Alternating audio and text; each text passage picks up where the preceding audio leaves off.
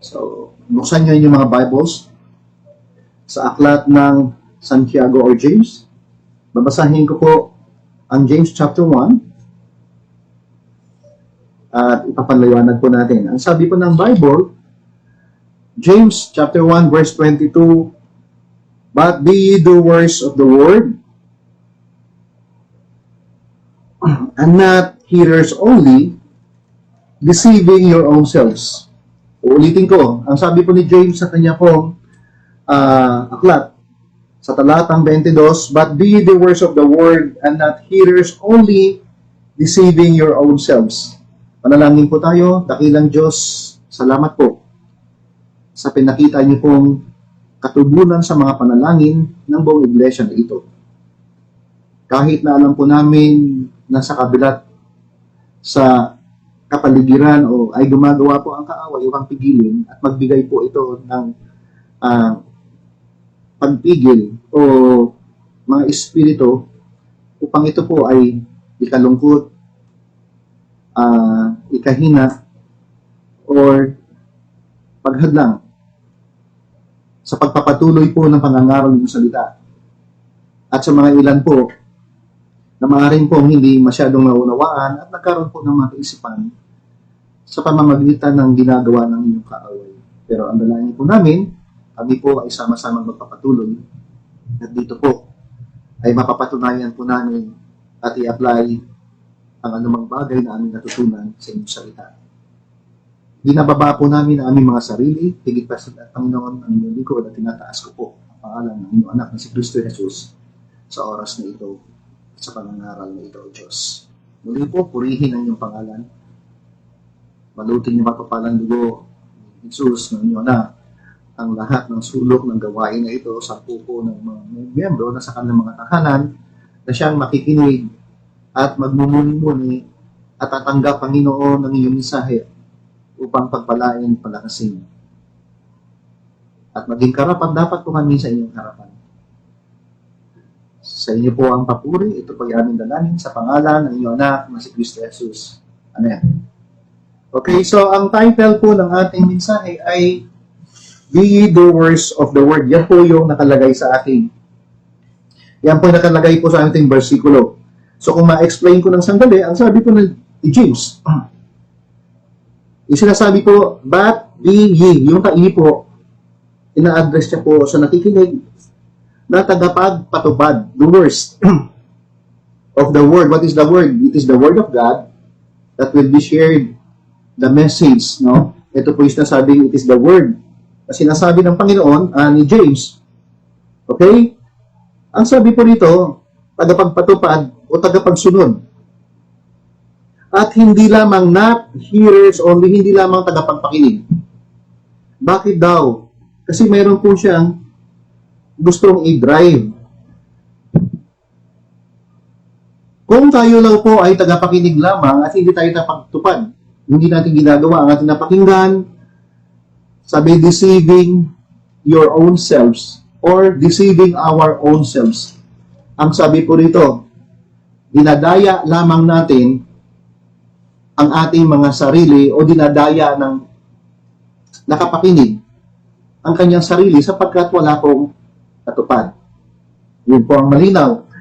So sa paghihimay pa po natin, tingnan po natin sa mga puntos na ito, gusto ko pong maging malinaw sa bawat isa dyan sa inyong mga tanahanan. Okay, gusto ko pong i-point out, ayon po sa ating introduction, sabi dito, why? Because many of Christians as of today disregarded the words of God or the Word of God. Kung ano pong ina-address ni James sa mga makikinig at magbabasa ng kanyang mensahe, ito po yung nakita niya. The Word of God that was spoken and that was preached was being disregarded. Today, in our Christians' lives, ang sabi po rito, in spite of the power of God's Word, alam po natin na makapangyarihan ang salita ng Diyos at marami pong impact ito, but it is possible na gamitin po ito sa mga bagay na mali. i-claim natin yung mga bagay na hindi naman para sa atin.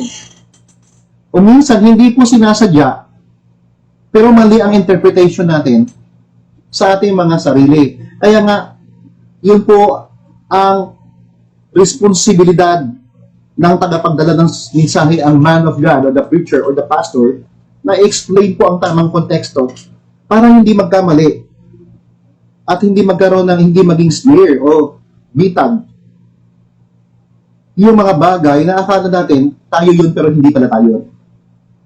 Nire-relate natin ang mga sarili natin na hindi naman tayo yun.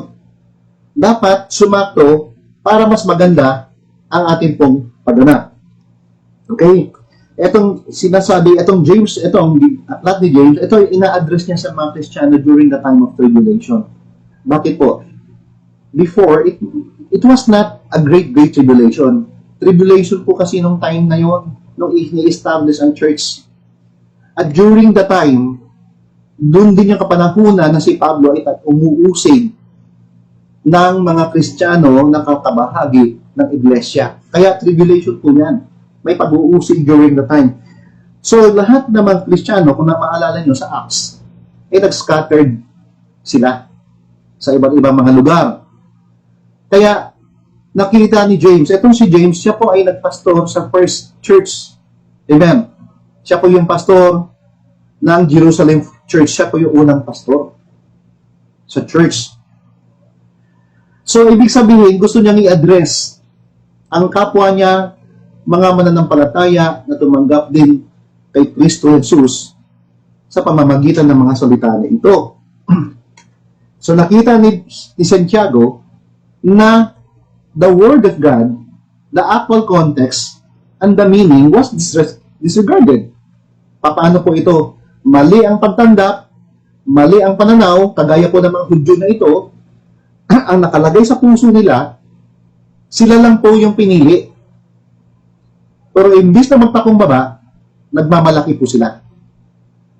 In relation today, somehow, kung mali po ang kuha ng salita ng Diyos, mali po ang application, amen, hindi ka magpapasako. Kasi may sarili kang interpretasyon. Amen? So, kaya nga ang sabi ni James, ito po yung sinasabing, you just receive the word, the actual doctrine, kung para kanino at sino at kailan. Tama po ba? At para hindi ka ma-deceive sa interpretasyon. Kaya po, mahalaga ang ginagawa ng man of God para pag-aralan at ituro. Kaya ganito po kahalaga. Amen? So, sa verse 1, James addressed this directly. Tandaan po natin to the believer. So, this is applicable sa ating ngayon. Pastor, tribulation ba ngayon? Yes. This is not a great tribulation na inaantay natin, but we are also in tribulation. Do you agree with me, Brother Damsel? Do I have to hear any words? Amen. Parang pare naman sa Kristan. Kapatid, tayo po ay Baptist, hindi po tayo. Okay, so, since we are in tribulation, mayroon po tayong pag-uusig, mayroon po tayong dinadaanan na kapighatian sa pandemyang ito. Pero sabi ko nga, tayo po ay nagpapatuloy dahil lamang sa biyaya ng Panginoon. Okay? So, ulitin ko, bakit ulit? Kailangan tingnan natin kasi nga, itong mga Hudyo before, they know the law. Amen. They knew the 10 Commandments, but they are not applying to themselves and to their lives. Even though na-master po nila yan, they still don't obey what the Word of God is commanding. Well, members, there is a comparison of a doer and a hearer. May pagkakaiba. There is a difference kung ikukumpara po natin yung doers and hearer. Okay, tingnan po natin. The doers of the word is habitually obey the word of God and its principle. Amen? Yung mismong gumagawa na pakinggan ay tumutupad po ito ayon po sa pinag-uutos ng Diyos sa Biblia na itinuturo po kung sino nagpipreach, basically is the man of God. At ito namang hearer, ang pagkakaiba niya doon sa doer, amen, they just conversely, naririnig niya po ito ng literal, but he just hear it, but does nothing further. Pinakinggan niya lang, amen, pero wala po siyang planong tuparin ang anuman doon. This person, okay, etong hearer na sinasabi po natin na isang Kristiyano na tagapakinig, ito po yung sinasabing he is the one who is deceiving himself. Ito po yung dumadaya sa kanyang sarili. Because ito po, all of these people and Christian that they just hear the word because they think wrongly that they were exposed of reading and hearing and preaching. Akala po nila ang dami na nilang napakinggan na salita. O somehow marami na nga churches siguro ang napuntahan o marami na rin preaching ng mga iba't ibang mga pastors ang narinig nila. But ang sabi po ng Bible, hindi po nilang ina-apply sa ayon pong natutunan nila. Amen? So, akala po nila na maraming merit sa kanilang buhay sapagkat marami na sila napakinggan, but they could not apply it. Number one, tinuturo pa sa Bible ang submission. Malinaw po yan. Tinuturo po yung obedience. Tuturo po yung honoring, tuturo po yung respect. But if you cannot apply it, mali ang pagkaunawa mo, mali ang pagkaintindi mo, mali ang application mo. What is that? Sapagkat yung basically na sinasabi ng Bible na submission ay hindi mo kayang gawin, amen? So ang nangyari, napakinggan mo lang, pero hindi mo tinupad. So, yun pong pagkakaiba. Amen? So, there is a difference between a doer and a listener or hearers. The doer is always doing what is the command of God, but the listener or the hearers just hear and does nothing at all. And also, does it reversely or oppositely to the very words of God. Okay? Kasi akala po nila, sa marami na nila napapakinggan na marami mga churches na sila nakita, narinig, akala they thought that they will be more mature, amen, knowledgeable, and blessed. Pero hindi po ito ang basihan ng paglago. Hindi po ito ang basihan ng marami po tayong naunawaan or akala po natin tayo ay pinagpapala. Because they failed to realize that hearing the word is not an end. Hindi po nila naunawaan na ang pagpapakinig ng salita ng Diyos, hindi po nag-uumpisa, hindi lang po nagtatapos dyan. And I myself experienced that. And I challenge church. Kung may mga bagay na nakikita na po kayo na dapat nyo i-apply o narinig nyo, at until now, hindi pa nagagawa. Hindi po yun ang katapusan. Sapagkat, kailangan po natin ito pa rin and we should what? Doers of the words and not hearers only. Anyway, sabi po ng Bible, it is not an end by itself, but it means hearing the word of God, doers of the word, to comply the word and live it according to the commandment of God, to be a godly person and living a godly life.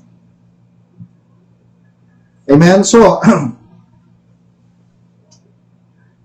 sabi po sa verse 23 to 24, for if any be a hearer of the word and not a doer, he is like unto a man beholding His face, His natural face, in a glass or mirror.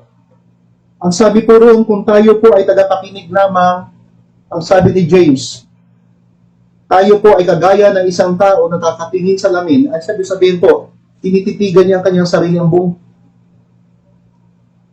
kaanyuan niya, amen, makita niya lahat ng mga bagay na ito. At kung makikita niya sa kanyang pagtingin na maraming dumi na dapat linisin at hindi niya po ito nililinis, at umalis siya at kinalimutan niya, yun po ang naging problema. Amen? Because what? Ang mirror po ay magre-reflect ito sa, kung pagtitingin niyo po sa salamin, ipapakita niya yung buong physically na ikaw yan. Pagtingin mo sa salamin at na-offend ka sa sarili mo po yan. Hindi niya ipapakita ang loob. Ipapakita niya kung sino ang magre-reflect. Kung sino po ang nakapicture. Yes. The Bible itself will show you who you are. But more than the mirror, ang Bible po, hindi lang po yung physical na kaanyuan makikita mo, ipapakita sa iyo ng Biblia kung anong iniisip mo, ano ang laman ng puso mo, kung sino ka sa harapan ng Diyos, but more than that. Kaya po ang pangangaral ng salita ng Diyos ay bukod pa sa salamin, ay sobra pang sa salamin ito. Sapagkat siya ay mismong titingin sa pinakaibuturan ng puso. At ang sabi ng Bible sa Hebrews 4:12, for the word of God is quick and powerful. It is sharper than any two-edged sword. Amen? That goes beyond, amen, between the bone and marrow. Amen? It penetrates, piercing to the bone and marrow and also to the thoughts and minds. Amen? Ipapakita po ng salita ng Diyos kung sino ka. Hindi po ito makikita ng preacher, pero ipapakita ng salita ng Diyos sa iyo sa mga bagay na yan. At hindi po natin pwede itong pasinungalingan. Amen? So maliwanag po yan. Kaya kung ikaw ay nagsasalamin at nakita mo anong mali at hinayaan mo lang, yun ang sinasabi ni James. You did not do what is necessary sa dapat mong aksyon. You are deceiving your own selves. And the same time, yung Bible, kapag binasa na sa'yo, pag sinabing obey, amen, kapag sinabi ng Bible, this is your position in your Christian life, sa church, amen, you are a member, there is a leader, there is a pastor, at hindi mo ito tinutupad, huwag mong kunin yung hindi ikaw. Huwag mo ito i-apply yung mga bagay na hindi po para sa'yo. Kaya, para hindi tayo magkakamali sa doctrine. Kaya nami-mess up po tayo. And somehow, nagbibigay po ito ng maling katuruan sa utak natin na gusto po ng diablo, doon po nakatagawa siya. At the same time, nagpapayabang kasi to. At akala po natin you are somebody more than anybody. May problema to. Akala mo mas lamang ka sa iba. Kaya, yung mismo mga reactions mo, yung mga response mo, doon pumapasok ang rebellion. Amen? So, i-define natin mabuti.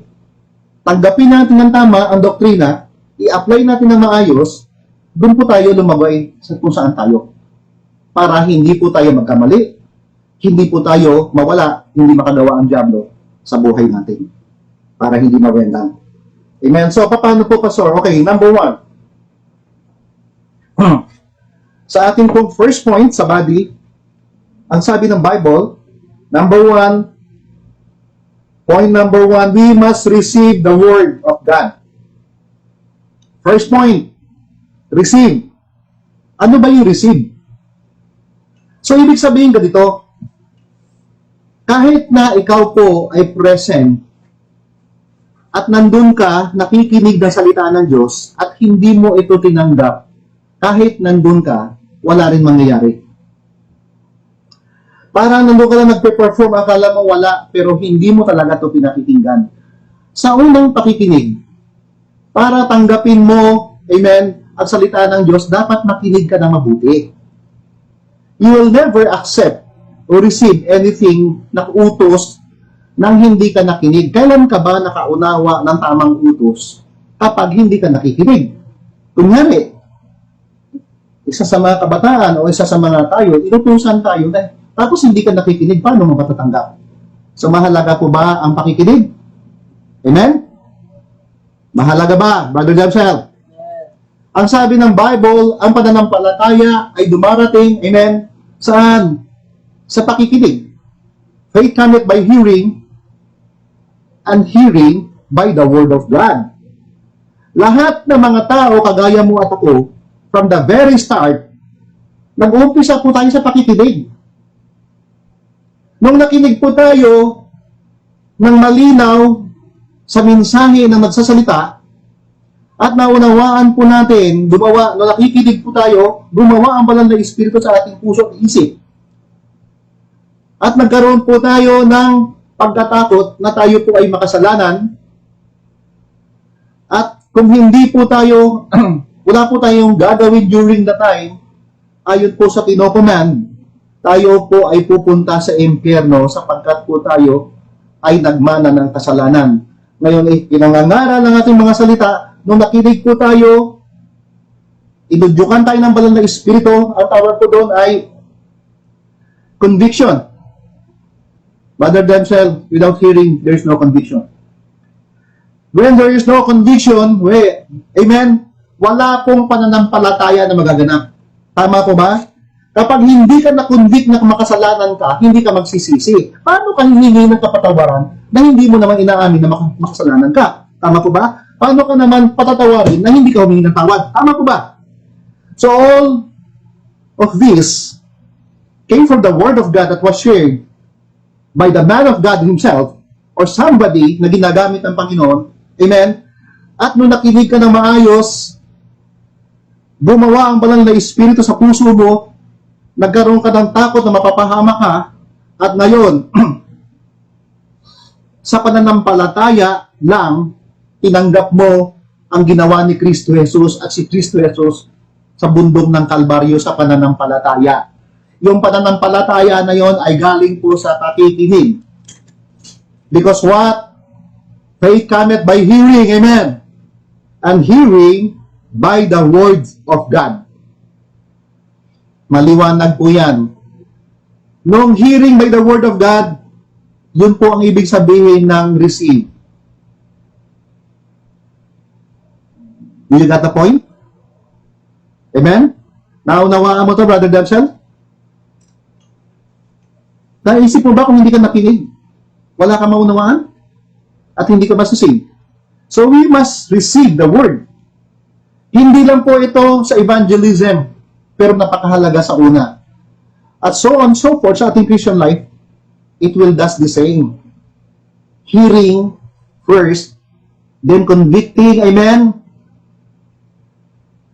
Ganito kasi yan eh. Kung hindi ka nakukonvict, dalaw sa conviction, hindi ka pa rin naman magbabago. Conviction pa lang yun eh. Then, iba pa yung accepting. Tama ang salita ng Diyos. Mali ako. Dapat ko ito itama. Tama ba ba? Dapat akong sumunod. Amen? Kasi na-convict ako sa pakikinig ko. Maraming mga Kristiyano ngayon, hindi naman talaga totoong nakikinig. Kaya wala ko tinanggap.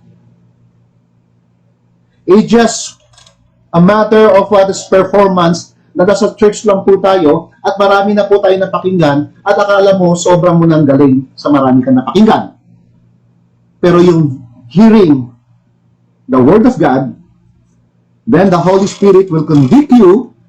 After conviction, you will decide by receiving what is right and wrong, and then doon po tayo mag-a-apply.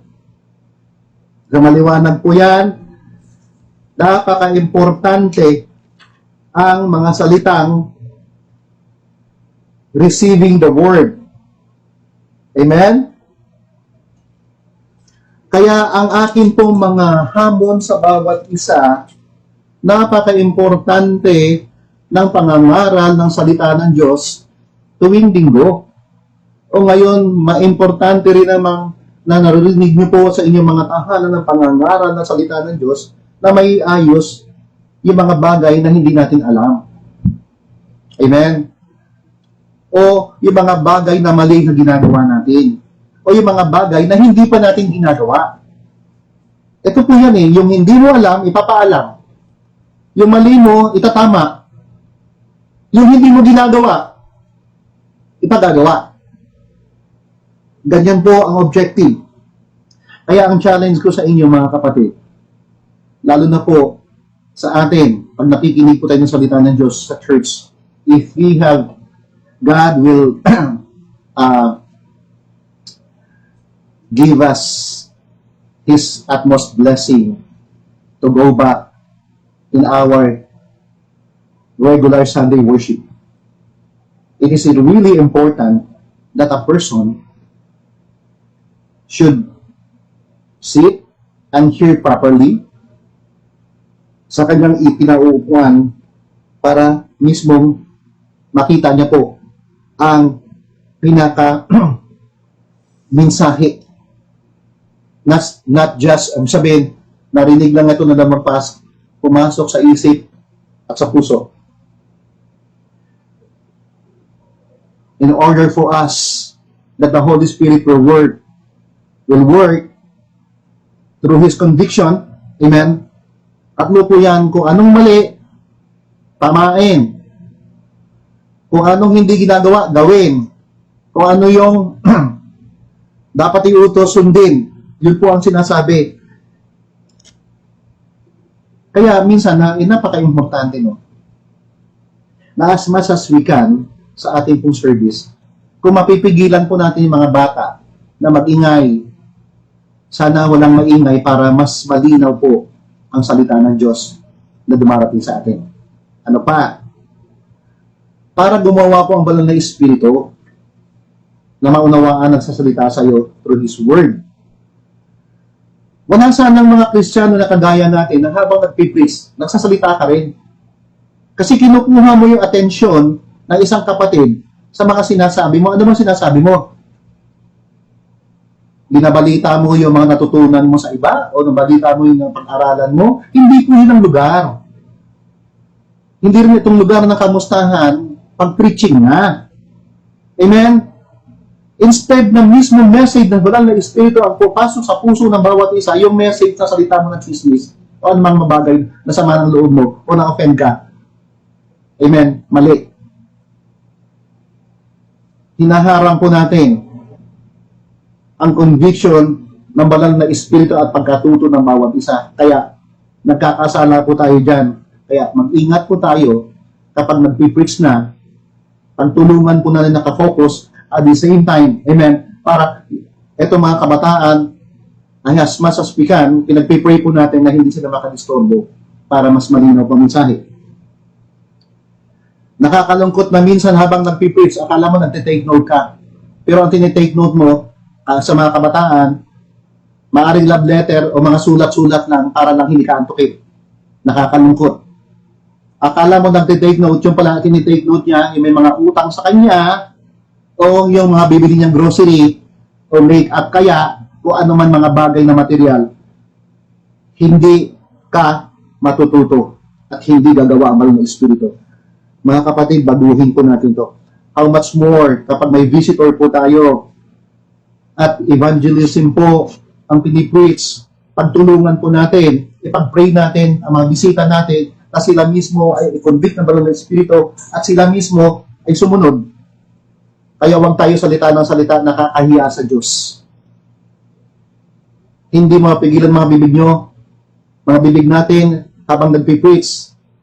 Isipin mo na pinipigilan mo ang trabaho ng banal na Espiritu at ikaw mismo ay nagiging hadlang sa magpapala o kaligtasan ng mga kaluluwa, lalo sa mga bisita. So first point, we must receive the Word. Amen? In order for us to receive, we must first hear. Mahalaga po ito. Why? Uulitin ko. Faith cometh by hearing, and hearing by the word of God. Anong version, Brother Deb, sa Romans 5? Romans 10:17. Paki-record nyo po yan. Pag-aralan nyo mabuti. Okay?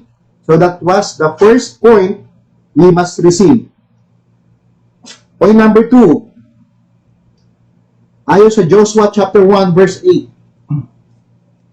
Okay? Babasahin ko ang Joshua chapter 1 verse 8. Tingnan niyo po dyan sa inyong mga Bibles. Babasahin ko. Joshua chapter 1 verse 8. Ang sabi po ng Bible. This book of the law. Amen? Medyo, pakiantay ng konti kasi yan. The Bible says, in Joshua chapter 1 verse 8, ang sabi po dito, this book of the law, what is that law? It is the book of the law, it is the Bible, shall not depart out of thy mouth, but thou shalt meditate therein day and night, that thou mayest observe to do according to all that is written therein. For then thou shalt make thy way prosperous, and then thou shalt have good success. Amen? So, yun po ang hamon ni Joshua noong kapanahunan niya, at ito po ay applicable sa atin. Number 2 point is we must reflect the Word of God. It means to say, reflection means, ang sabi po sa 1:8, thou shalt what? Meditate. Reflection means meditating. Sabi po ng Bible, marami pong challenge doon. This book of the law shall not depart out of thy mouth. Kung hindi sa salita, kung hindi po lalayo sa aking bibig, definitely nasa isip at puso ko yan. Nasa isip at puso mo yan, ibig sabihin, kapatid, kabasaduhin mo yung salita ng Diyos. Sama ko ba? Pag sinabing shall not depart, you memorize the word. As much as you can, pagsikapan natin na i-memorize yung mga salita. Kasi, sabi ganun ng Bible, shall not depart out of my mouth. But thou shalt what? Meditate. So, kailangan po nating meditation. Ano ba ibig sabihin ng meditation? So, reflection means meditation. If we reflect, di ba? Second point natin, if we reflect means, amen? Babalik ulit tayo sa salamin. Reflection po yan sa makikita mo. At makikita mo ko talaga kung sino ka. Ang pagkakaiba nga, ulitin ko, makikita mo lang yung physical mo sa salamin. Pero hindi makikita yung loob. Pero lang, hello, kung sa x-ray ka, tatapat. Ang Bible is not just merely a mirror, but sa tingin ko x-ray. Makikita ng x-ray, ganun sakit mo, diba? Tama ba? Yung kaloob-looban mo, physical pa rin yun. Pero hindi makikita ng x-ray na katagong kasalanan sa puso at isipan. Daig pa ng Bible ang salamin at ang x-ray. Kasi pag nakita ng Bible, yung mali ka, at binago ito, magbabago po pati labas. Ano po ba? That's definitely the reality. So, we reflect the Word. How should we reflect or meditate? Basahin po natin. Kapag pinipwits, kaya po kailangan talaga tanggapin. Pag tinanggap mo na, punta ka sa bahay nyo, i-apply po natin yung quiet time. Apply po natin. Ilista natin yung mismong word. Amen? Ilista natin yung text, tsaka mga points. Then, i-reflect natin or i-meditate natin. Yun po ang training ngayon ng mga youth. They just started in reflection. Ang sabi ko, basahin nyo ng paulit-ulit itong chapter na to 3 times. Then lahat ng hindi nyo naunawaan, kung kaya nyong unawain, naunawaan nyo na, iwan yung hindi mo maiwan, markahan. Then kung kaya po itong i-translate sa word natin, kasi Old English, i-translate mo para mas naunawaan mo sa Tagalog. Kapag hindi mo alam, itanong mo sa akin. Baka napag-aralan ko na, madali ko ituro sa'yo. At kapag naituro ko na sa'yo, tandaan mo. Yun po ang ibig ko sabihin. That's why we read the Word of God. Fathers, mothers, mahalaga kung hindi pa natin ginagawa, sinasabing reflection. Pastor, di ba nagre-reflect kami tuwing Sunday? Pakita ko po sa inyo. At least itatama po natin. I am really glad and well appreciated lahat ng mga nare-receive ko na reflection. Whatever, kung ano man po yung pinapadala nyo at nakikita ko sa official, natutuwa po ako. Because pinapakita nyo po yung pagsunod. But my burden is, as your pastor, dapat ituro po ng mas maliwanag pa at maayos para sa mga susunod, mag-i-enjoy po kayo sa reflection. At tama ang application. Maliwanag po ba? Okay. So what? Sa reflection, you read clearly, then mark the words na hindi nyo po naunawaan. Then, remember the verse. Mas mahalaga kung yung isang verse lang makabisado mo. Remember the verse. Because in times of needs, ano ba yung promise ng Panginoon? Di ba? Alam mo natin, naralala natin sabihin, Jeremiah 33:3, masarap, dami kabisaduhin kasi 3. Call unto me and I will answer thee and show you great and mighty things that thou knowest not. Sa daming mga oras ng buhay natin, na-claim natin ito. Pag nakakaranas po tayo, feeling natin na untoward ng situation or incident na hindi natin kontrolado, we pray. We call to our God. At sa tingin ko sa mga maraming pagkakataon, kung nakalagpas po tayo sa mga bagay na sa kuna na yun, gumawa ang Panginoon. Kalooban niya ito. Amen?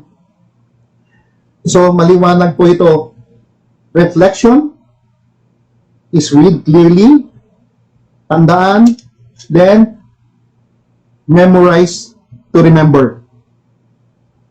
Di ba ginagawa pa po natin para ma-memorize natin ang mga kanta, ang sabihin, ang pangako ng Panginoon? Ang ginagawa, kinakanta po natin. Therefore, being justified by faith. Promise ng Panginoon. We have peace with God. Amen? Your Lord Jesus Christ. We what? Sang the song. The words of God. Ano pa? Alam mo, Brother Damsel? Ano pa? Beloved, let us love one another. The law of the Lord is perfect. Amen? The law of the Lord is pure. Kinakanta po natin yan. Ang sarap, instead na kung anong kinakanta natin, ito salita ng Diyos, kinakanta natin, obedience is the very best way to show that you believe. Sabi ng Bible. Amen? Saan po makikita yan? Ephesians. Obedience is the very, Ephesians 6:1, children, obey your parents in the Lord, for this is right. Obedience is the very best way to show that you believe. If you don't obey, you don't believe. Amen? If you don't obey, you don't have faith to the Word of God. Doing exactly what the Lord's command, do it happily. Amen? Not murmuring. Action is the key. Amen? Do immediately the joy you will receive. Diba? Ina-encourage po natin na we should rejoice. Obey. Obedience is the very best way to show that you believe. If you don't obey, you don't believe. Amen? You don't believe sa salita ng Diyos, you don't believe and obey sa authority na ibibigay ng Panginoon. So, nakakalungkot mga kapatid, na kinuquote po natin yung mga salita ng Diyos, pero hindi natin ina-apply. Kinakanta natin, we just sing it, but nothing at all. Sa mga kabataan, kabisado po natin Ephesians 6:1, but maraming bagay na hindi po tayo tumatalima at sumusunod sa magulang natin. Ang hindi pagsunod sa magulang ay hindi pagsunod sa salita ng Diyos. Tama po ba? At hindi pagsalita sa salita ng Diyos ay hindi pagsunod sa Diyos. Kaya lang kasi nasa grace period tayo, masyadong mahaba ang grasya ng Diyos sa atin. This is the word of God. This is the ministry of the preacher. This is the ministry of the man of God. Na paulit-ulit ituro sa atin ng paulit-ulit. Tama po ba? Ngayon, huwag mong sabihin na alam mo na to. Kung alam mo na, nire-remind ka. Kung hindi mo pa rin alam, inaalam ulit kahit makulitan ka. Ngayon, kailan ka ba libre sa pagsunod? Kapag sinasabi, nagawa mo na. Pero habang hindi mo ginagawa, paulit-ulit ang salita ng Diyos. Yun po ang sinasabi ng Bible. So, yun po yung reflection. Wag kung ano-ano na lang ang ginagawa natin. So, I have this idea. Members, nakita ko po, ako'y masaya sa reflections mo. Tandaan po natin na reflection is meditating the Word of God. In order for you to meditate, you must read it clearly na paulit-ulit. Markahan yung hindi naiintindihan. Amen? Then, kabisaduhin yung kayang pagkabisaduhin para sa reflection. Tama po ba? So, reflection is, tingnan po natin yung proper na reflection. Huwag po natin i-apply yung hindi sa atin. Kunin po natin yung sa atin lang. Kunyari, tumingin ka sa salamin. Ikaw yun eh. Ang salita ng Diyos ay nagre-reflect kung ano ka. Sa isang kwento, sa Bible, o sa preaching, pinapakita po rito yung mga hamon na ginawa sa history. So, titingnan po natin dito sa reflection kung saan ka, sino ka doon. Ito po yung naging problema ng iba. Kung ayaw mag-reflect, baka hindi po masyadong naunawaan. Or, nagre-reflect, mali po ang pagre-reflect. Kaya hindi nakukuha ng buo. Tandaan po natin, pag hindi po tayo yun, mami-mess up ka. Mali ang doctrine mo, mali application mo. Tama po ba? You see that? Okay, so, I have the... Ang sa akin, sa mga nabasa ko, masaya na po ako kasi sumunod na kayo. At pinapadala nyo. Pero may bagay pa na pwede po natin i-tune up para mas nakalinyaga siya. Okay, now, tandaan po natin na sa Bible, may mga representation na sinasabi ang Bible or picture or somehow, nakagaya po natin yan. So, dito po tayo mag-dwell. Ito po yung reflection. Let's say, for example, doon po sa preaching na nakaraan na una muna, lock up, but provided it was the story of Elijah. And another part 2, ipinakita ko po sa 2 oras yung buhay ni Elijah from the calling of the ministry until sa glorification and the rapture siya. Lahat po yan. So lahat po ng gumaganap doon sa Bible, may reflection po ito kung sino siya, kung saan po tayo nakalagay. Tama po ba? Okay. So tingnan po natin to para pag kumuha po tayo ng reflection, kunin mo po talaga kung saan ikaw at sino ka sa harapan ng Panginoon. Okay. Umpisahan po natin doon po sa Elijah, the man of God. Second part ng lock up. Masaya ako kasi nakita nyo po yung lock up, may connection, may lockdown kasi, amen, may famine, yung lock up is God's discipline sa Israel. So may Israel po, okay. So tingnan po natin, alam po natin na the man of God, ang man of God po, which represented by Elijah, has been called by God, tinawag po, at inanoint.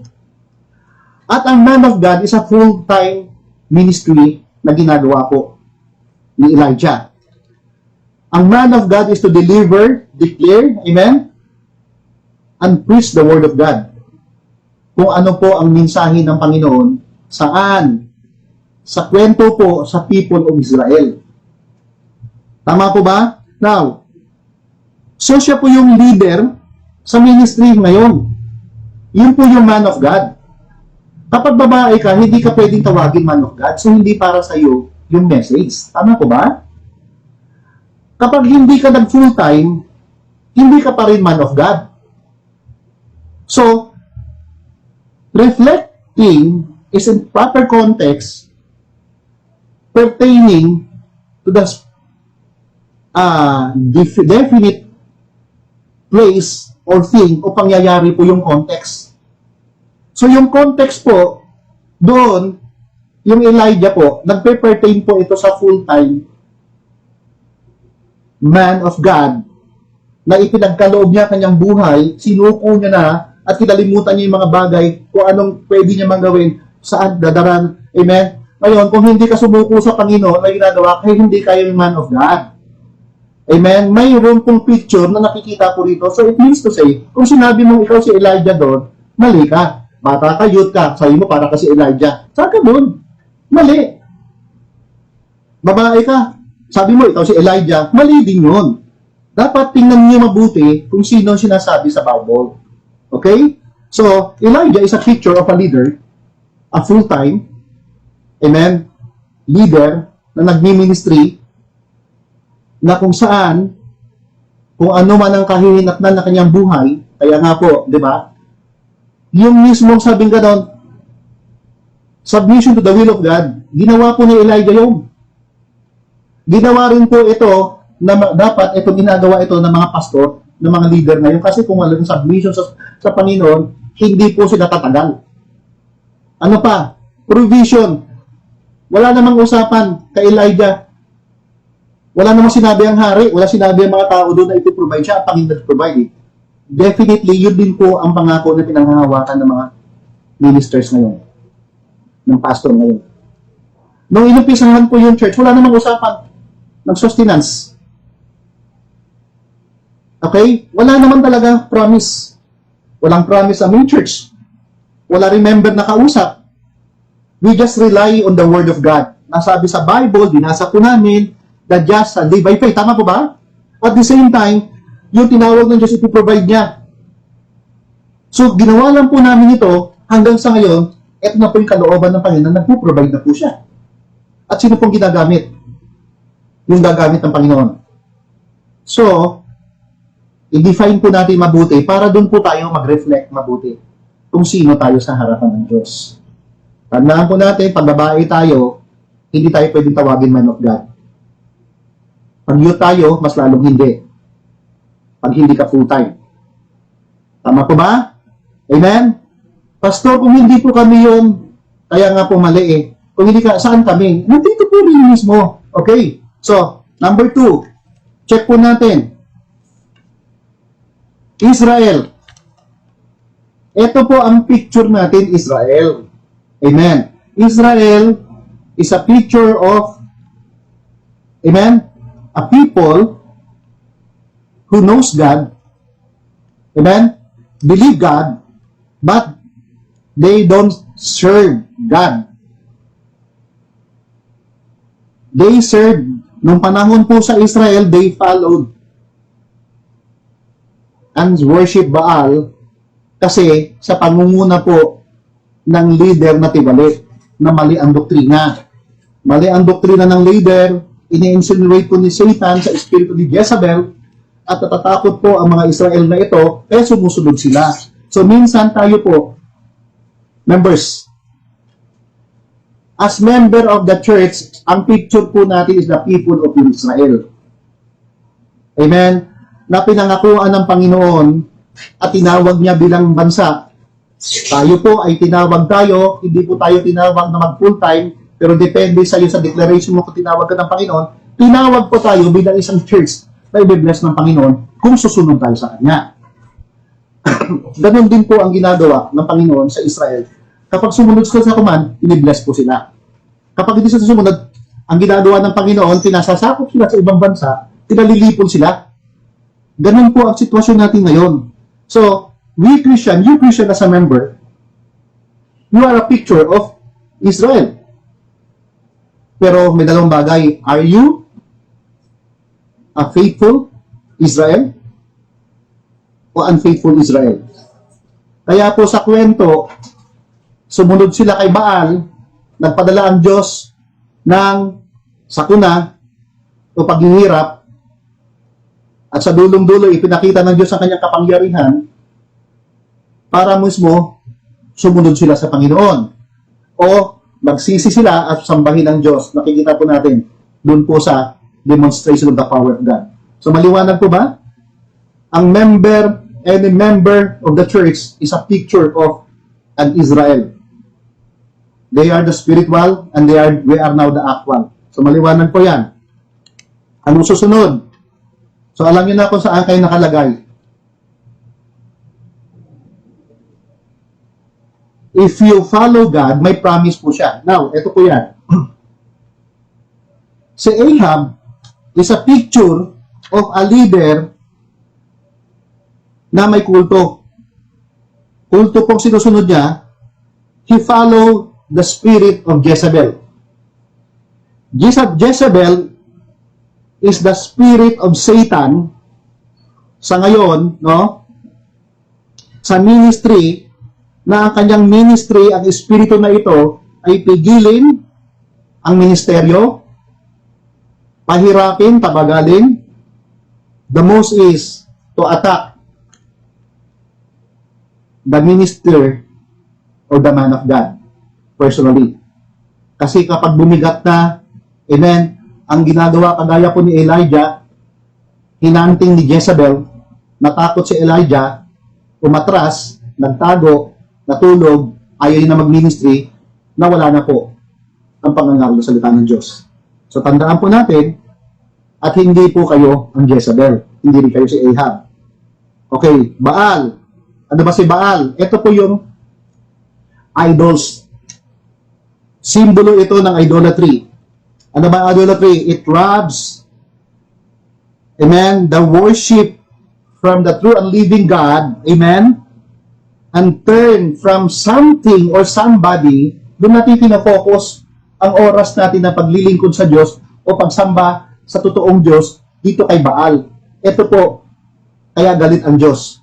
Pastor, ano po ba yung ribulto? Hindi lang po natin naiintindihan minsan. Minsan lugar, minsan pangyayari, o bagay, o tao. Paano po? Kunyari, yung mga bagay na dapat sa Panginoon ay napupunta sa Kanya, yun po idolatry. Yun po picture ni Baal. Paano yan? Minsan magsisimba ka para sa Panginoon na totoo. Darating yung bisita mo. Sino ngayon ang kausap mo, yung bisita mo? Napaglingkuran mo ba ang Panginoon? Sinuworship mo ba siya? Hindi. Yun po yung naging Baal. Tama po ba? Minsan, aayain mo yung pamilya mo tuwing Sunday mamasyal. Kumpara po doon sa saan? Sa pag-worship sa Sunday, pumasok na naman si Baal. Kung minsan, kasi ang sabi mo, Sunday lang po kasi available kung ano man ang gagawin mo. O minsan naman, akala mo, para i-treat mo yung anak mo, o birthday niya, naghanda kayo sa labas, hindi kayo nag-church. Yun po yung Baal. Amen? Yun po idolatry. Yun po ang kinuha natin na para sa Panginoon na napunta sa isang bagay, sa isang pangyayari, at sa tao. Galit po ang Diyos kay Baal. Bawasakin po ng Diyos si Baal. Kaya kung yung anak mo ay more than pa sa pag-worship mo sa Panginoon every Sunday, magiging Baal po yan, baka po ng Panginoon yan. Amen ba, Brother Damsel? Amen. Para mahina. Amen. Okay, so that's Baal. So, maliwanag po yan. Sinabi ko na si Elijah, sinabi ko ng Israel, sinabi ko na si Jezebel, si Ahab. Sino pa? Yung ravens. Pastor, ano ba yung raven? Ang raven po ay picture, sabi ko sa inyo, ng imposible na posible sa Diyos. Tama po ba? Bakit po, Pastor? Imposible kasi sa ugali ng isang uwak na magbigay. Pero pag Diyos ang gumawa, walang imposible. Tama po ba? Maliwanag po ba? Saan to ipinipicture? Kasi gusto patunayan ng Panginoon ng kapangyarihan niya sa man of God. Karugtong po ito ng pangako niya sa man of God. So, para lalo magtiwala ang man of God na si Elijah, kahit yung imposible, maging posible sa Diyos. Maliwanag po ba? Ngayon, ganito. Ito ay gagamitin lang ng Panginoon para matupad po yung kanyang salita at plano. At walang magagawa po yung uwak pag sinabi ng Panginoon. Tama po ba? Now, picture rin po ito ng mga unsaved loved ones po natin na hindi po sila sumusuporta sa gawain kailanman ayaw nila mag-tithes and offering. Pero minsan, pag gumawa ang Panginoon dahil nagpe-pray tayo at sila po ay magbibigay sa gawain kasi ang uwak ay sarili lang iniisip niya at imposible, yung imposible na po yun, maging imposible. So, pwede po silang gamitin at kapag ginamit sila, sigurado may kasukat po na magpapala. Kasi dalawa na po yan.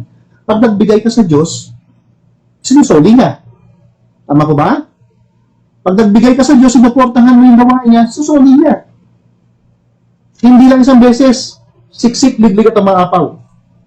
Kaya nga ang challenge ko sa mga unsaved natin na mga kamag-anak, ipag-pray natin na magbigay sila sa Panginoon. Pag nagsalita ang Panginoon at ginamit po sila, definitely ang ibabalik po na sa kanilang spiritual blessing.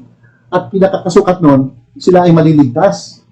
Maliwanag po ba? Yun po ang picture na uwak. At marami pong uwak ang sinasabi rito na pwedeng gamit ng Panginoon. Ano pa po, Pastor? Minsan kahit Kristiyano parang uwak din. Kasi talagang parang hindi niya kayang ibigay.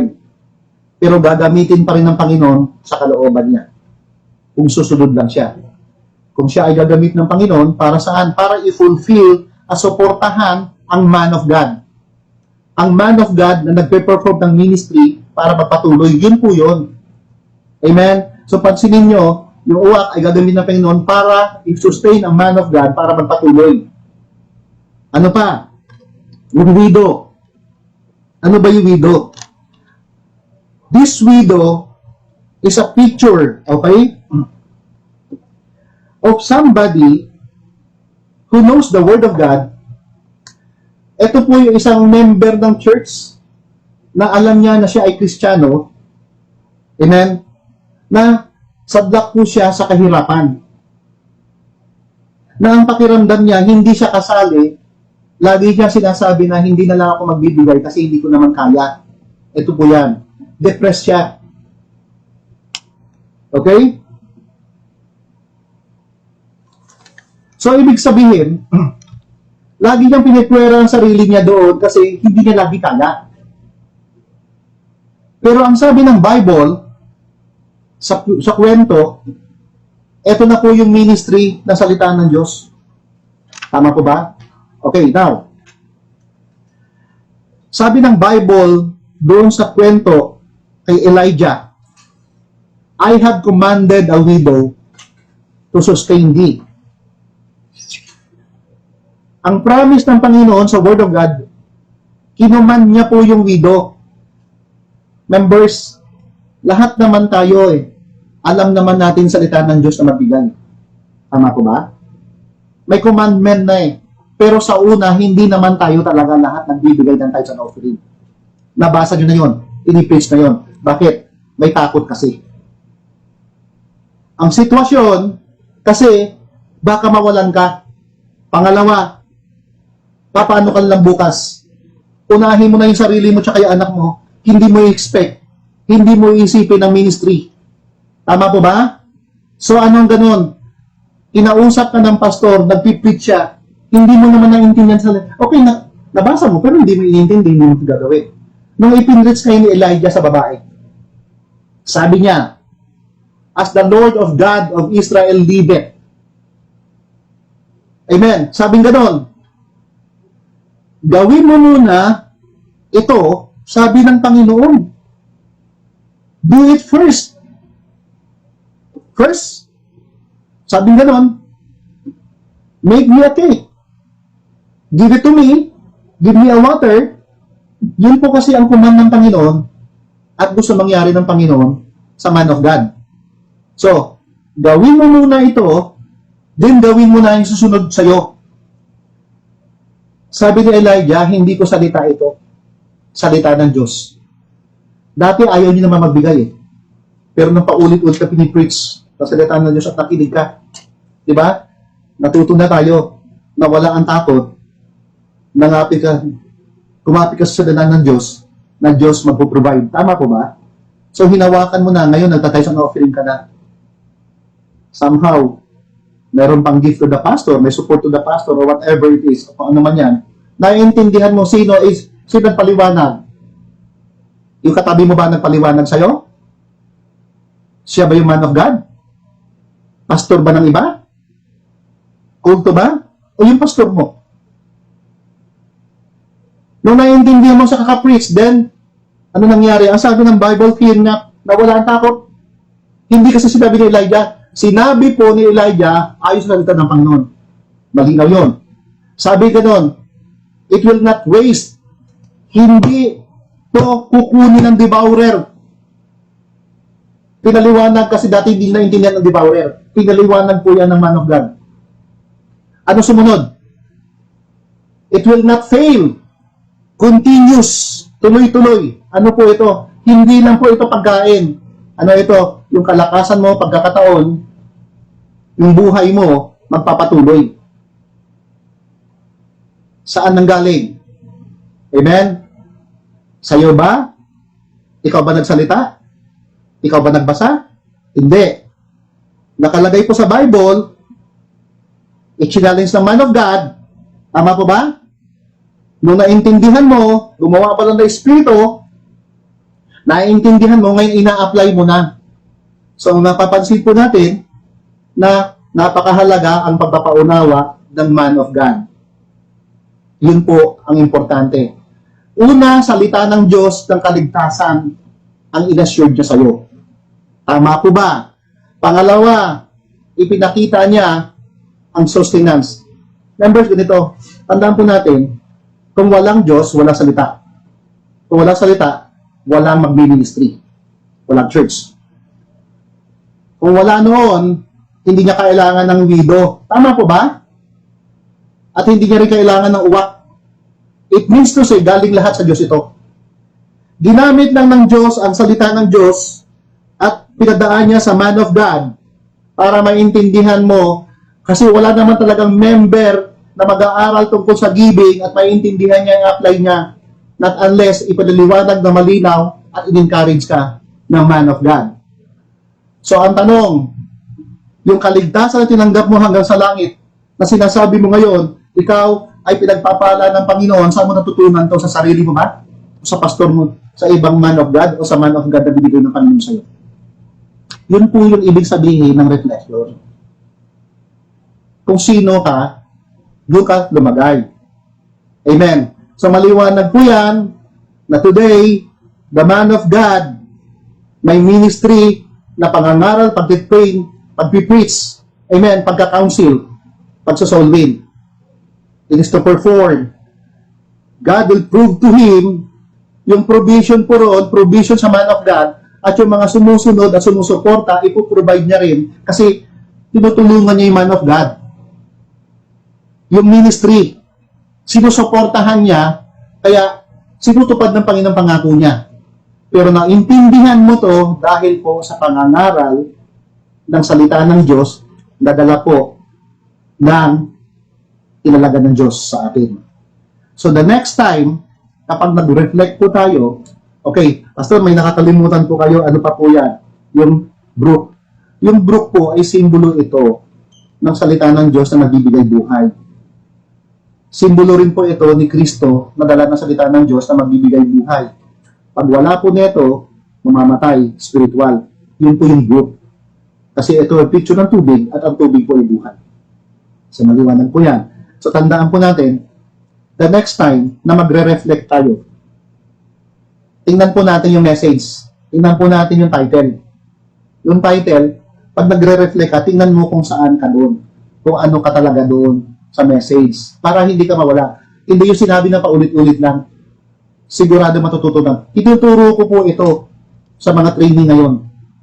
Now I know definitely that they know now to reflect. If you want to, napansin niyo po yung, hindi ko naman nakita mo po yung reflection ni Brother Denzel, inisa-isa niya yung representation para alam mo natin kung saan po tayo, kung sino tayo doon.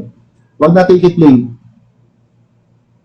yung hindi tayo para talagang doon tayo gumalaw. In order for us na tama po yung doctrine, tamang application, ito po yung sinasabi ng Bible. Pag mali ang doctrine mo, mali ang application mo, nagkakaroon po ito ng maling interpretation at nagkakaroon po ito ng pagbabaliwala.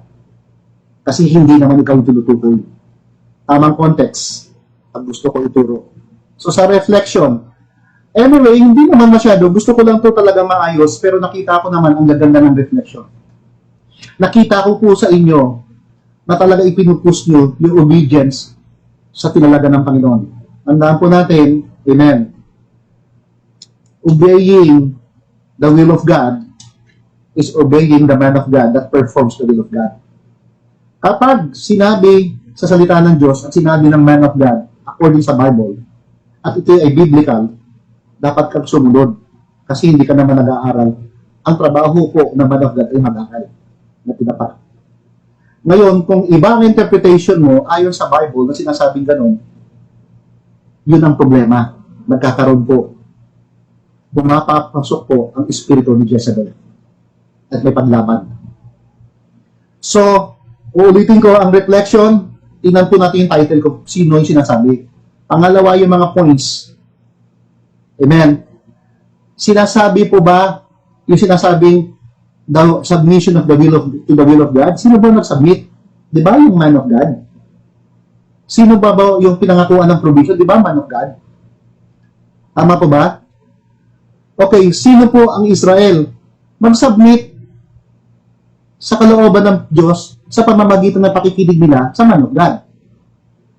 Sino ba yung nag-provide? Ipo-provide ng Diyos ang pangangailangan nila according sa pagbibigay po nila sa ministry na sinuportahan nila yung man of God. Yun po yun. Amen. At the same time, yung mismong miraculous demonstration ng Panginoon, it was performed by the man of God to the power of God according sa salita niya. Amen. Opo. At sa panalangin po ng man of God. So, hindi po natin pwede i-claim. Amen. So, kung sabay-sabay po tayo nanalangin, kailangan pa rin po nandun yung man of God. Kasi authority, ibinigay niya po sa man of God. Di ba po? Ang sabi ng Bible, sa verse 1, doon po sa doon po sa buhay ni Elijah, sabing ganon, as the Lord of God of Israel liveth, there shall no be dew, no rain in these years, according to the will of God. But, sabi niya, magkakaroon na ng ulan if I pray. So God gave the authority of praying to the man of God. At yung magpapasako po sa salita ng Diyos na nagpapasako ng man of God at sumunod po, nakisama doon sa man of God at sinuportahan siya, yun po yung extension ng provision. Gagamitin ka ng Panginoon para i-provide ang ministry at ang man of God. At the same time, i-bless ka ng Panginoon kasi sumunod ka sa salita ng Diyos na dala ng man of God. Maliwanag po ba ito? So yun po ang ibig sabihin, tandaan niyo po doon sa kwento, hindi lang po kalam ng sikmura ang provision. May provision din po dito ng buhay. Kung hindi dumating si Elijah sa buhay ng widow, hindi niya maintindihan. Hindi niya kayang sundin ang salita ng Diyos. Dahil pinaliwanag ng man of God, naiintindihan niya. So ano nangyari? Nabuhay sila ng matagal. Kung hindi po siya, dumating si Elijah sa kanya, isang kain lang, mamamatay na siya. Dito, tumagal pa silang kumain. Namatay din po yung kanyang anak. Pero dahil andun po yung man of God, humiling, kasi the Old Testament, kasama po sa anointing ng Panginoon, ang authority ng pagpapagaling at miracles na wala na po ngayon sa atin yan. Pero still, kasama po sa prayer ni Elijah, nabuhayin ang anak niya at nabuhay. May provision pa rin po ng Panginoon po. Andun pa rin yung display ng kanyang supernatural power. Demonstration of the power of God. Tandaan niyo po, hindi yung widow nag-pray, man of God. Amen? So lahat po ito, gagawa ang Diyos sa pamamagitan ng tinawag ng Panginoon na man of God. Yun pong reflection natin. So you must reflect the word. Amen? Tandaan po natin. Sa mga susunod, I think, I hope, and I pray na maayos na po. Isakto po natin yung reflection para mas lalo po natin i-apply ng ayos. Now, number 3 points. We must receive or we must respond. After na nag-reflect po tayo, na-analyze na po natin, na-meditate na po natin, ang susunod po natin gagawin, we must respond to the word of God. Ano po ito? Ito na sinasabi ko din. Naintindihan mo na yung command. Anong respond? Do. Yun po yung do word. Sabi ng Bible sa James 1:22, kung papansinin po natin, babasahin natin sa James 1:22, be you doers, yun po yung sinasabi, be you doers of the word, at not hearers only. Amen? Dapat yung mga nakita po natin na katotohanan na narinig po natin, na pinapaniwalaan natin sa conviction ng Banal na Espiritu, na ito po ay nireflect natin, meditate natin, na natututunan na natin, ang pinakaduli, yun po yung sinasabing hearers and reflection. Now, you must respond. Ano po ito? Doer na po tayo. Gawin na po natin. Sa maraming salita ng Panginoon, sa Biblia, ang sabi ng Proverbs 3:5 and 6, sabi ng Bible, trust in the Lord with all thine heart and lean not into your own understanding. In all thy ways acknowledge Him, and He shall direct your path. So, ibig sabihin, ito po ay pananampalataya, mga Kristiyano, mga kapatid, na sa lahat ng bagay na gagawin mo, amen, kalooban ng Panginoon, trust Him. Tama po ba? Ang pagpapasakop mo, kalooban ng Panginoon? Ang pagsuway ba? Yun bang kalooban ng Panginoon? Hindi. In all thy ways, i-acknowledge mo ang Diyos. Kapag in-acknowledge mo siya, sumusunod ka. Never mo ma-acknowledge ang Diyos kapag hindi ka sumusunod. Amen. Doers. Matthew 6:33, but seek ye first the kingdom of God, and His righteousness, and all these things shall be added unto you. Alam naman po natin na anong kingdom ng Panginoon.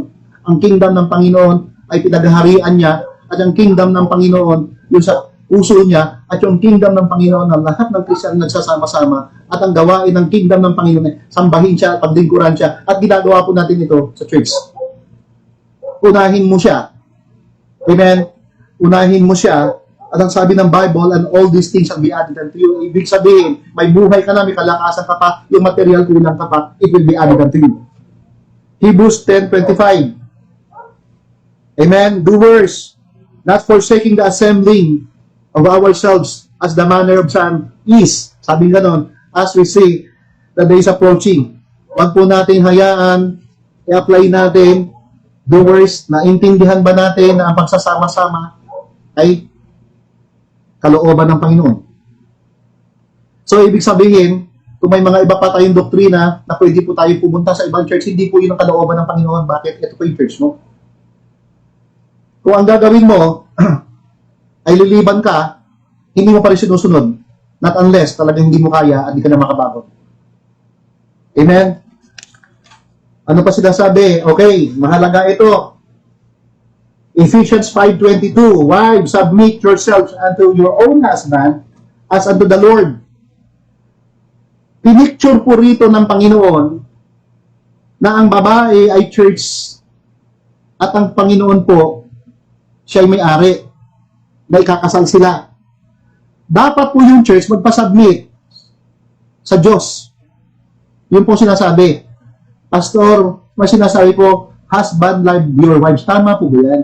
Alam niyo po ba, nauna po yung submit kaysa sa love. Ngayon, yung love, actually simultaneous yan. Pero kung titingnan niyo po, Submit muna, kaya ka minahal, kasi nag-submit ka. Wala pong minamahal na hindi nagpapasubmit. Lahat na hindi nagpapasubmit ay hindi minamahal. Kung ang church ay hindi nagpapasubmit kay Kristo Jesus at gumagawa ng kanya-kanya, okay, mahal ng Diyos yung church, pero hindi siya pinagpapala kapag hindi siya sumusunod. Kaya submit po ang mahalaga. Amen? Submission ay napaka-importante sa Diyos. Kaya una niya pong sinulat yan. Kaya kung tayo po ay asawang babae at kaya hindi nagpapasubmit, sa tingin mo kasi hindi kami namahal kasi naglalaban. Subukan mo kaya magpasubmit muna. Amen? At ipag-pray mo. Definitely, mag-iisip naman ang asawa mo na i-bless ka na i-bless na i-bless. Ang isang church na nagpapasubmit sa Panginoon, hindi i-bless. Hindi po. Kailanman. Okay? Ephesians chapter 6 verse 1 to 3, children, obey your parents in the Lord. Apply it, children. Ang dami nyo na natututunan mga salita. May mga reflection daw kayo, pero hindi naman kayo sumusunod. Sabi ng Bible, apply. Doers of the word. Huwag yung puro quote-quote lang tayo, pakanta-kanta pa. Gawin po natin to. Amen, mga kabataan. I tell you, yun po ang unang objective ng tatlo na ito yung tinuturuan ko. Submit. Amen. Obey. Ano man. Pag-pray niyo po ako kasi itong mga nanay ng mga bata na kasama ko rito, talagang kakausapin ko na masinsinan. Kasi nag-promise sila sa Panginoon, inumit nila yung buhay nila sa Panginoon. Okay, 1 Timothy 5:17. Sinasabi po yan. Basahin niyo po sa bahay yung ano, ibig sabihin ng 1 Timothy chapter 5 verse 17. Then, i-reflect nyo ngayon sa inyo. Yun po ang challenge ko. Reflect in your own Bible, in your own time, sinasabi, 1 Timothy chapter 5 verse 17. Okay? Reflect and obey. Do. If you just hear it and doing nothing, there are problems that we need to understand and immediate to address. Kung lahat ng bagay na ito alam na natin, pero kung hindi natin ginagawa, may problema. Kaya po, maybe there's a problem. Somehow, you resisted the Word of God, and you resisted the Holy Spirit. If this is not your spirit is my spirit, and the other spirit is not your spirit, hindi ka magsasubmit, may ibang spirito na meron ka. At ang mind you members, ibang doktrina ang pinanghahawakan mo, hindi sa Bible. Pangalawa, iba ang ginagawa mo sa ikinukot mo. So, ibig sabihin, sa dulong-dulo ito, baka hindi pa talaga tayo saved at wala tayong banal na espiritu. Ang may banal na espiritu, magpapasakop naman talaga. Tama ko ba? Okay. So, kaya nga, so we have the three. First, ano po yan? Receive the Word of God. Number 2, reflect. Number 3, respond. Responding is doing. Kung walang pagbabago ang buhay natin, nadadaya lang po tayo. Kasi bakit? Hindi po natin ni-respond at sinunod ang ni-receive at ni-reflect. Amen? Tama po ba? Ang ibig sabihin nito, mas magaling ka pa sa Diyos. Ibig sabihin, mas masusunod ka pa sa banal na espiritu. Hindi tayo nagpapasabit. Hindi ba tayo nagtataka sa ating mga sarili, bakit stagnant? Tayo bilang isang Kristiyano, ilang taon na tayong saved, hindi pa rin tayo nag-iisip at nagtataka. Bakit? Ganun na lang ba ang plano ng Diyos sa ating mga buhay? Sa mga kalalakihan, hinahamon ko po ulit kayo, don't just get offended sa salita ng Diyos. Pag nabasa niyo po sa Word of God, amen, na tama po at sinasabi ng Bible, i-accept po natin ito. Magpakumbaba po tayo. Anyway, I am doing also the same. Una pong tinatamaan ng preacher bago po yung nakikinig. Amen? So, Pangunahan po natin ang ating pamilya sa pag-aaral ng salita ng Diyos at ihamunin po natin lagi sila. Huwag tayo maging kontento ng tagapakinig. Huwag tayo pupunta lang sa church sa pakikinig tapos doing nothing. Ako po masaya sa mga kalalakihan na talaga nakita po, ang pinakamahirap kasi talaga yung giving. Mahirap po talaga isoli yung tithes at pagbigay. Pero nagagawa po natin ito. Kung kaya po natin magawa ito, marami pa po tayo magagawa kasi nag-umpisa na po tayo sumunod. Sa mga kababaihan, yung iba sa atin, huwag mo hayaan na pasulput-sulput lang sa church. Ang sabi ng Bible, di ba? Hebrews 10:25, not forsaking the assembly. O hindi mo sinusunod. Hindi mo sinusuportahan. Alam mo ba yun? Kung hindi mo alam, pag-aralan mo. Hebrews 10:25, pag-aralan mo. Kapag hindi mo pa rin naiintindihan, tanong mo sa akin. Kung hindi mo pa rin naiintindihan, kung hindi mo pa rin ginagawa, nagmamaang-maangang ka na. So, ang sabi ng Bible, dapat nandito tayo lagi. Once a month ka lang atin, hindi ka lalago. Ano ba ang objective natin at natutunan natin ngayon pong pandemic? I hope, sabi mo na-realize nyo na nakakamiss. Don't just take it in emotional thing.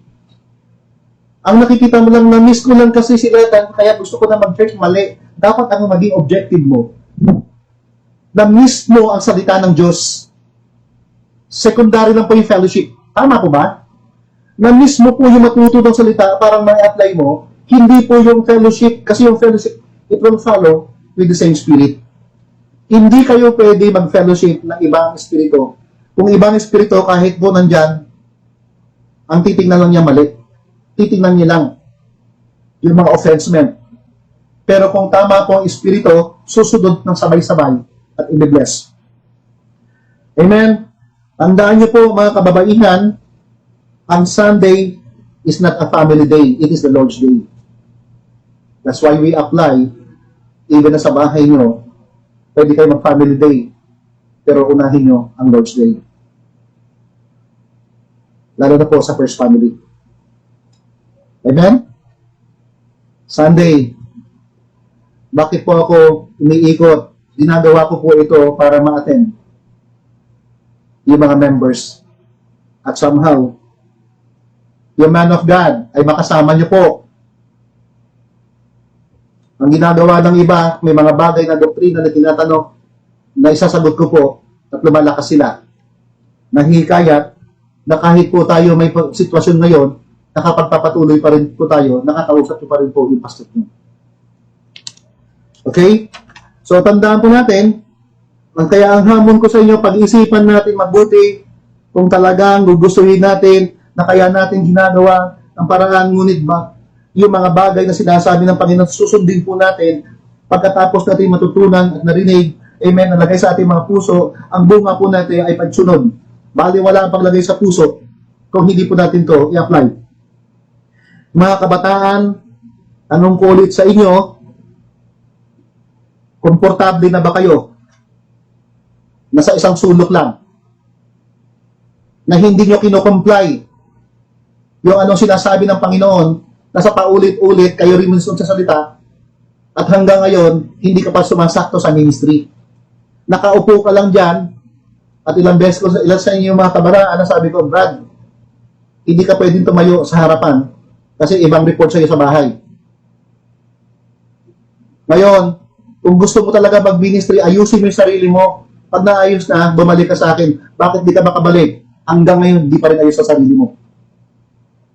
Okay? So, ibig sabihin, hindi mo tinanggap ang salita ng Diyos. Pangalawa, hindi mo rin i-reflect. Pangatlo, wala kang in-apply. Nakakalungkot. Nakatingin lang kayo sa malayo, walang sigla. Lumilipas ang panahon, iniisip mo na ang Diyos ay grasyoso. Sa paglipas ng panahon, ang Panginoon ay darating na walang pasubali. Ang challenge ko sa tatlo, kung gagawin nyo ang kalooban ng Panginoon ngayon, darating siya na ginagawa ng kalooban. Kung mag-aaral naman kayo, wala namang problema. Pero paglabas nyo, nakasettle ang puso nyo na nakatingin kayo sa Panginoon, ang gagawin nyo ang para sa Panginoon. Amen? Yung mga bagay na hindi ginagawa at ayaw pang gawin hanggang ngayon at hindi mo napatunayan, natutunan habang malakas ka pa, may sinasandalan ka, at akala mo yung panahon ay nandyan lang, okay? Hindi mo ito ngayon napagkakatiwalaan. Bilang mga kabataan na kiniklaim natin na tayo ay Kristiyano, pero hindi ba na deserve ng Panginoon ang lakas at talento sa nag-iisang buhay mo? Kung hindi sa Diyos, kanino mo ito balak ibigay?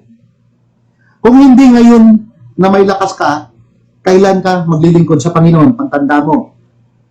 Kung hindi sa pastor ng church na ito nasusunod ka at hindi sa church, kailan mo isusugo ang buhay mo? Sa ibang church? O may nire-reserva ka na ibang church na pupuntahan na doon ka susuko? Kapatid, kung may bala ka mag-transfer sa iba, mas maganda mag-practice ka na rito. Kasi paglipat mo, sanay ka na. Kung suwail ka rito, suwail ka rin sa iba. Tama po ba? Huwag mong isipin na dito ay hindi ka gumagawa at gagawa ka sa iba. Iisang Bible po ang tinuturo natin. Iisang doktrina. Amen. So pag lalis mo rito, ganun din. Lastly, sa mga magulang, tatay, nanay, amen. Sa ating mga kapatid, ang hindi pagsusumikap na turuan ng mga anak natin na gawin ng tama, hindi po ito pagmamahal. Ang pagkukonsinti ay pagtutulak sa kapahamakan. Amen. Ang pagising sa umaga, simple lang yan. Ikaw na bahala, mag-initiate. Hindi na kayo masyadong bata. Ilagay na sa tama. Utusan niyo yung mga sarili niyo. Kung ayaw niyong ganito, kung ayaw ito malaking mga bunganga ng mga nanay niyo, unahan niyo na sila, gawin niyo na kaya ang tama. Alam niyo ba, hindi naman para sa kanila yun, para sa inyo ito. Balang araw, wala na yan sila. Kung ano natutunan niyo sa katawan niyo, yun ang i-apply niyo. Ang maganda, i-apply mo sa sarili mo, may otoridad ka na magturo sa mga susunod na henerasyon. So, sa dami ng ating mga natutunan, na narinig, you have read, heard the Word of God. Accept it by faith. After accepting, by hearing, by faith, then reflect mo. I-meditate mo. Tandaan yung mga bagay na dapat tandaan. Tama ko ba? Tandaan yung dapat baguhin, yung dapat sundin, yung dapat itama. Yun po yan. After that, naintindihan mo na, kabasaduhin mga verses, anong susunod? Respond. Gawin mo na at i-apply mo na yung mga natutunan mo. In order for us to be not just hearers of the word, for us not to deceive ourselves.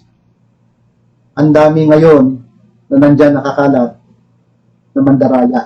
Bakit po Pastor Mandaraya? Kasi niladaya niya sarili niya. Kasi hindi niya sinusunod. Pinapakinggan niya. Natutunan niya tama. Amen.